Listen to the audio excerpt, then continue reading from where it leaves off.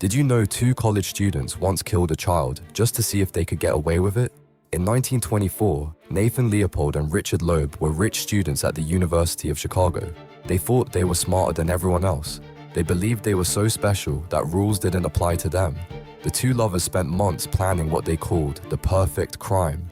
They wanted to prove they could murder someone and never get caught. They chose 14-year-old Bobby Franks at random. On May 21st, they lured the boy into their car and killed him.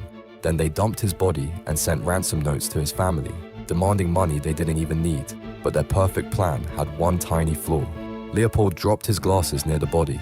The police traced the rare eyewear back to him within days. When caught, both men confessed in chilling detail.